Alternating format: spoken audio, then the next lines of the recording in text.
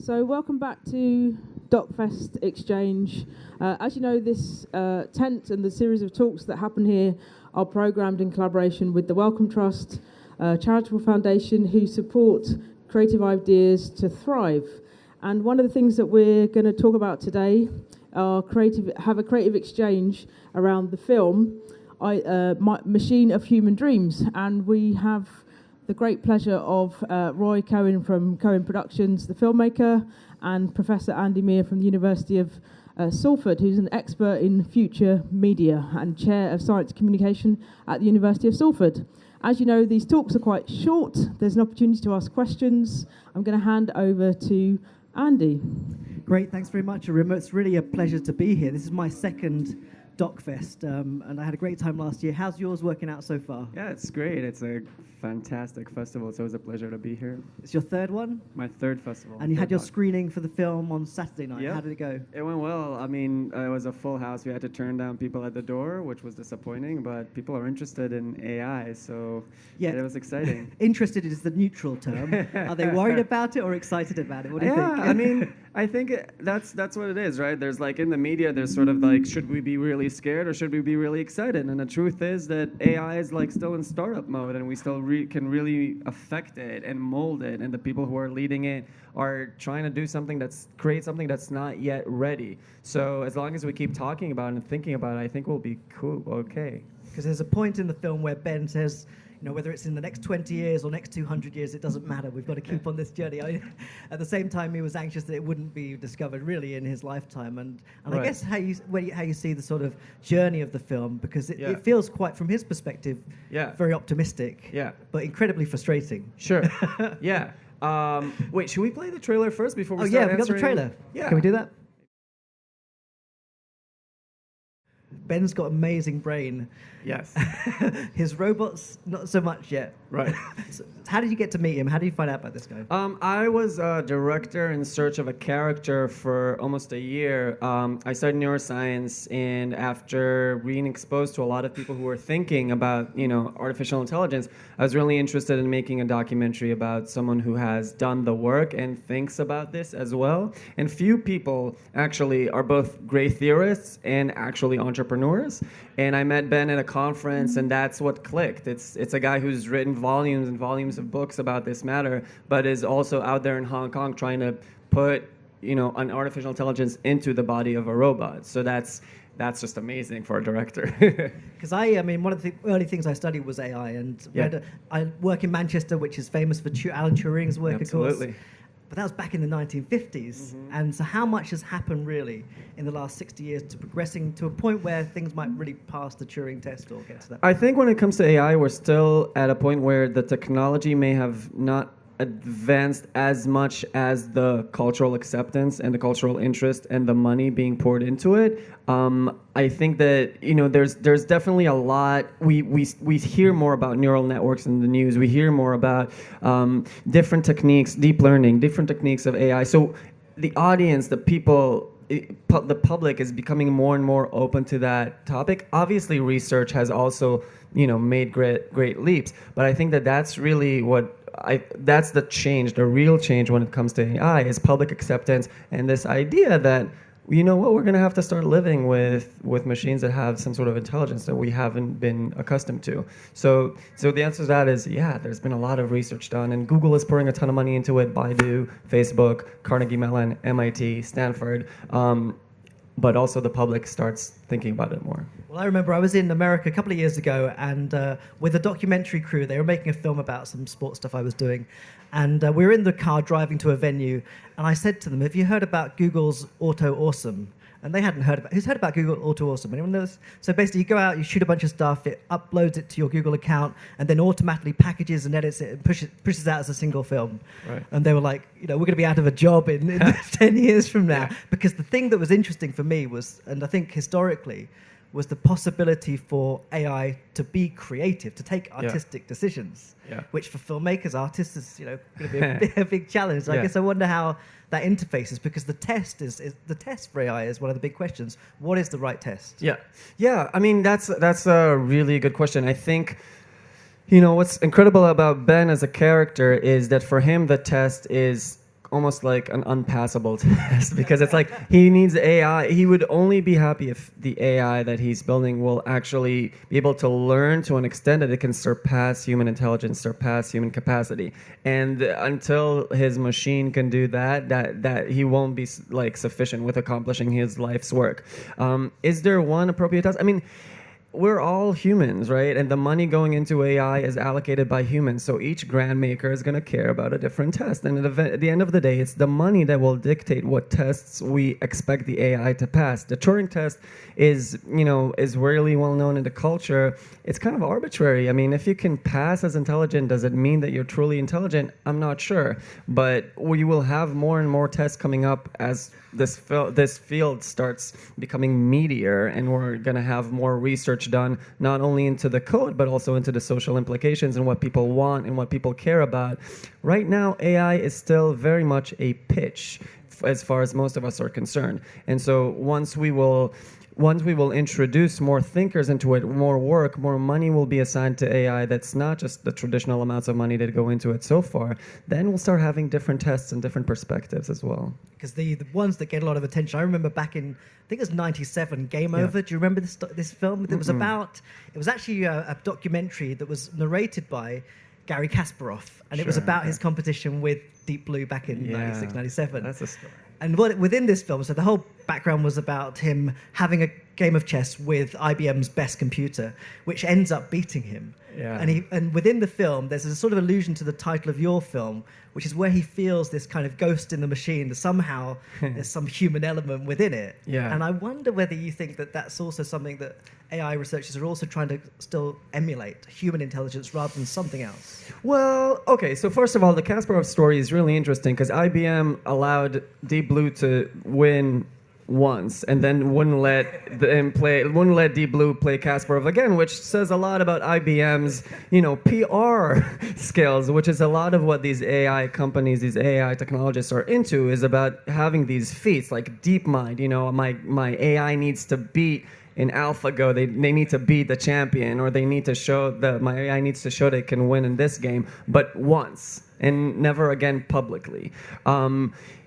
I think that's what it is when it comes to like these big tests, and it's hard to communicate, to have a counter narrative to that, because the media is looking at these like great feats, and people are thinking, oh well, they've done chess already, Watson has done Jeopardy already, so it's all ready, but it's not, it's a slow process. And there's this great moment towards the end of the film where Ben is standing in front of this, quite advanced prosthetic AI robot, and it's that confrontation with the future, or maybe the limitations of human intelligence as well. But I was really curious about your entry point in terms of the story you wanted to tell about Ben or about AI. Where did it begin? Yeah, I mean, for me, the story. What motivated me to make this film in the first place was less about the technology, was more about the human passion to create a machine that will transcend us. Because to me, it was completely counterintuitive. I struggle with understanding why would anyone who's brilliant want to put his life into this endeavor, and that's really why I went and chose Ben as a character and chose to tell his story the way I did, and that's really the journey I hope are going on in the film. I started with Hong Kong in the present because there was with documentaries, when you tell a story, you want there to be like a clear beginning, middle, and end. So Ben arrives in Hong Kong. Ben gets this big commission from the Hong Kong government to put his AI in a robot, and Ben needs to show that it works. You have structure there. And while I was spending time in Hong Kong with Ben, trying to see where the story would take me and him, I saw that there was something about the way he works with people. There was something about the way people, there's a satellite of technologists who are hoping to bring some sort of meaning into their life by working on an artificial intelligence. There's something about that relationship. It's almost like guru and followers that was really interesting. And I realized that there was no way that this was the first time it happened. And so I started going to his past, and the film kind of unfolds and unpacks, the present as it unfolds in China, and how, when people start realizing the project might not go as well as Ben promises, and the past all of a sudden starts to show up.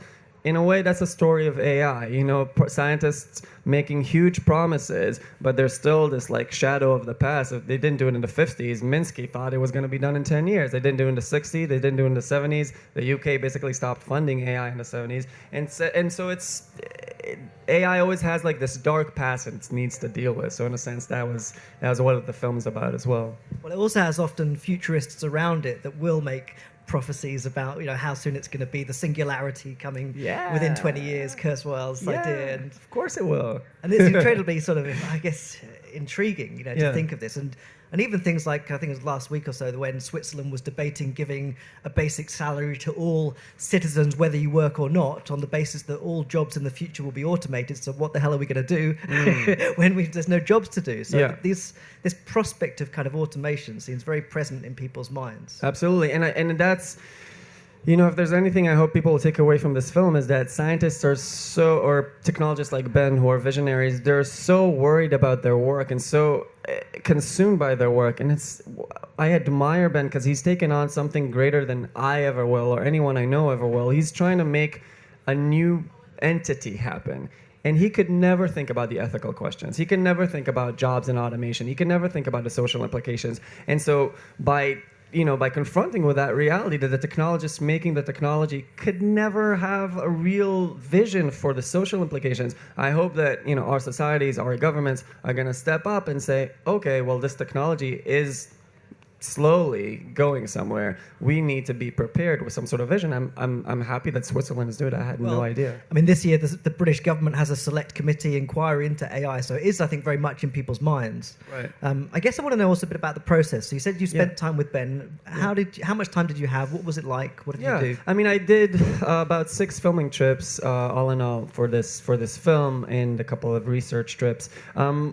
You know, early on, it was clear to me what kind of access I'll get from Ben. And so this is a man who sleeps like 4 hours a night and thinks and writes and talks and has meetings most of the other time. And so you kind of need to adapt yourself around him.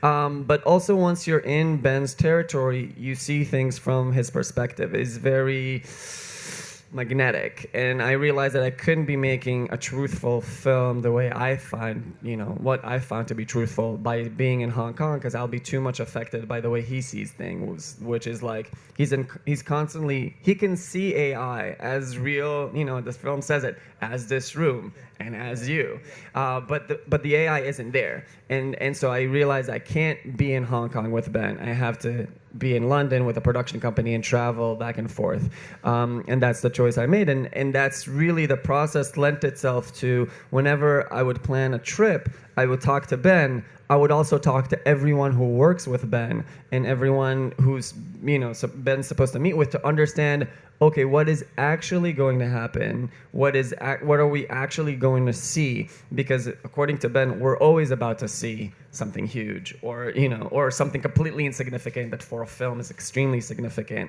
And so my job as a director was really to balance the different perspectives throughout the production and, you know, make a film that I thought was truthful. Yeah. You were telling me earlier that you did neuroscience at undergrad, but in the final year you did a documentary course, which was a way into documentary for you. Yes. And I guess one of the questions I have in terms of just marrying up the scientific and the artistic work, did you feel like you had enough of the science underpinning you when you started the film, or did you have to do more reading research around Ben's work? I mean, Ben is...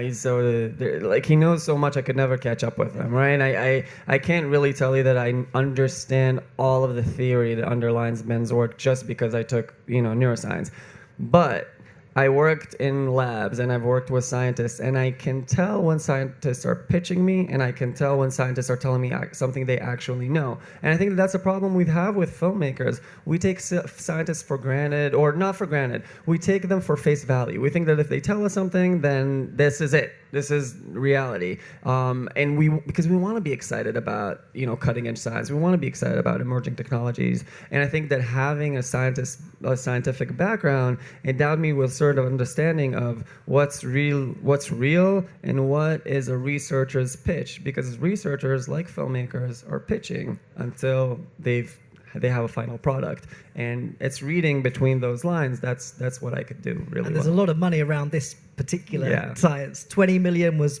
pissed away in quotes from one of the people involved. And so, I guess one of the things that's really challenging to get to grips with is just how much money underpins and how many industries are interested in the technology. Yeah, I mean, specifically in Hong Kong, which is where Ben is based, Gino, who's Ben's collaborator in Hong Kong, says there's $6 billion Hong Kong dollars in it. So it's a lot of money.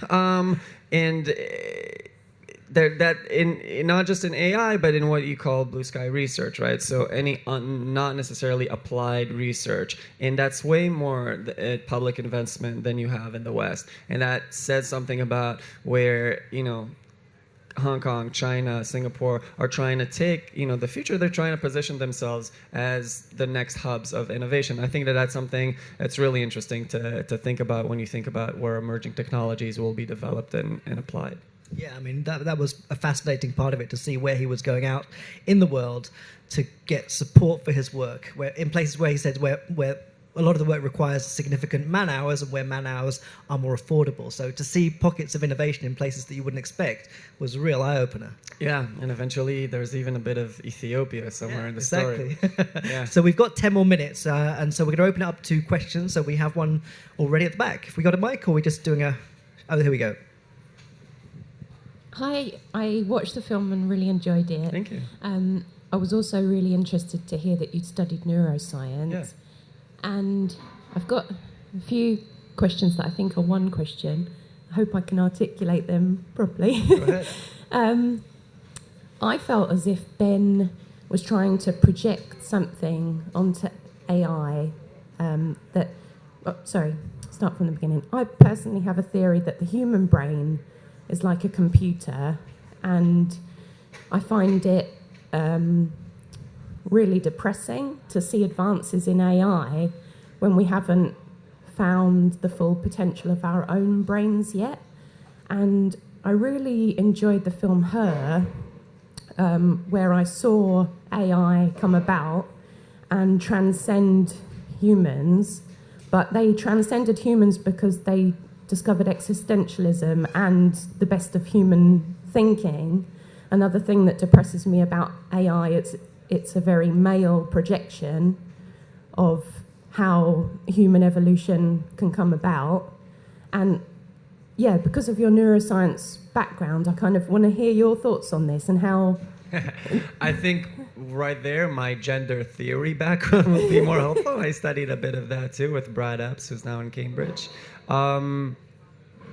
Absolutely. I mean, the reason we ended up calling the film Machine of Human Dreams is twofold, right? Ben is kind of a machine of dreams that keeps manufacturing them and keeps trying to apply them, but also in a way the field of AI is a projection of human dreams, and that's the machine. And there's I mean, one of the things that I was thinking about a lot with Anne Lund, who was my development producer, a wonderful Danish producer who works in London, was how do we approach masculinity in the film? How do we portray all these like boys with their toys, especially some of the supporting characters in this film in a way that kind of shows that there's an urgency in creating and bringing more diversity to the field, especially if these guys are really creating powerful technologies.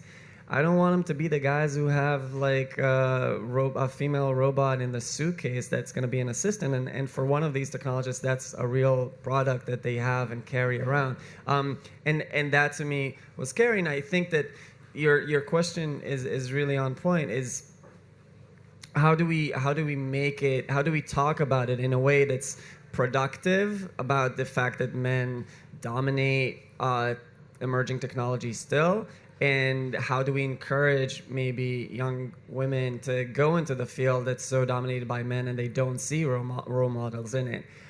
Sadly, this film didn't, we couldn't really bring, this film couldn't hold like a critical perspective when it came to gender in a very aggressive way. But I think that the way we treated Ben's ex-wife and Ben's for like first funder, Lisa, and how there was a certain element of seduction there, how he used his masculinity in order to get things done. That's where I said, okay, I can deliver that, and then I'm happy with that type of critical point of view. He obviously has a really brilliant brain, and that's part of his magnetism. But yeah, what do you think of the other? Sorry, if anyone else wants to step in, please. Yeah, if you put your hands up, if you've got other questions, I'll come straight to you. But if not, you can. But what do you think of still the potential of the human? Because his theories about I don't understand much about the actual science of it, but from what I could gather, my own personal experience is that I had a brain disorder, and I was put on a drug called olanzapine that shut down my neural receptors. Yeah. And just the way that it was explained, I thought, oh my God, this is exactly like a computer, and containing it to make sure it doesn't overheat. Well, there is the choice of language when it comes to neuroscience. There's a history to it. So neuroscience and artificial intelligence and computer science all kind of unraveled as fields of thought around the same decade, and were very much influenced by each other. So the metaphor of a brain as a computer has to do as much with history, because at the same time computer science was developing as neuroscience and linguistics, like Chomsky and linguistics, and you had Fodor, and you had all these thinkers happening at the same time, reading each other's work and very much being influenced by each other. So this idea that the brain is kind of a computer is a metaphor that started out around that time. Is really hard to double back on it now, because the field of neuroscience kind of takes that as an assumption.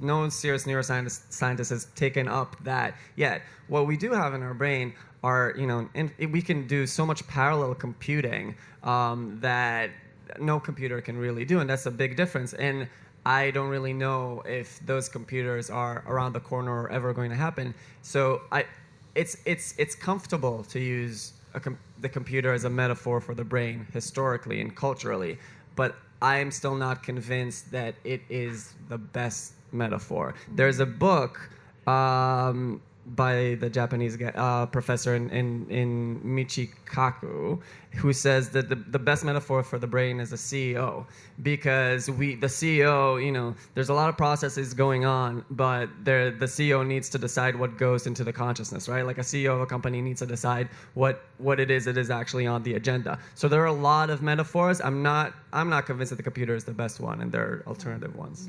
So we've got time for one more question, I think. Anyone out there? Yeah, go for it. Really just, you mentioned the technological singularity kind of briefly. I'm just intrigued about, could it such a contentious point, moral point of whether it's potentially a force for good or bad? I thought I'd throw that out there as the last question then. Personal views. Yeah, I mean, I think the singularity is a story, right? And it depends on who tells it and what they want to achieve by it. I'm not personally excited about a point in time after which machines will be so brilliant that we will be like cockroaches looking at humans, not understanding why they can read books, and that's how we'll be to machines. I don't think that's a great future.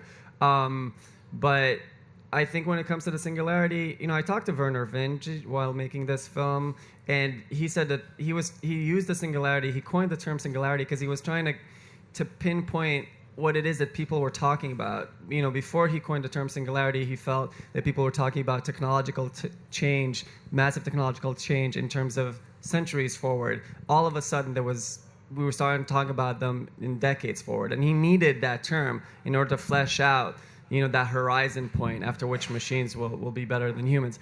He didn't do it in order to claim that it was good or bad. He just needed a word for it. I think that when we have people like Kurzweil or Goertzel who talk about the singularity as something that's good or something that is a natural flow of evolution, that's when we need to challenge them. That's when we need to challenge their assumptions to understand what values underline that statement and see if they resonate with our own values. I think the film shows what I think about that. Yeah. I mean, the only thing I would add to that is that within the proposition, it's generally assumed that human cognitive capacity is relatively fixed, or it goes at a slower pace in comparison to what computers might be able to achieve. But going back to your question about unlocking the potential of the brain, we may still have advances within neuroscience that can allow us to be more effective. So what it is to be faster than human intelligence has yet really to be fixed and figured out. So that's one key thing I would say. So I think we are out of time, unfortunately, but please join me in thanking Roy, and take a look out for the film Machine of Human Dreams as soon as you can. Thanks a lot, guys. Thank you very much.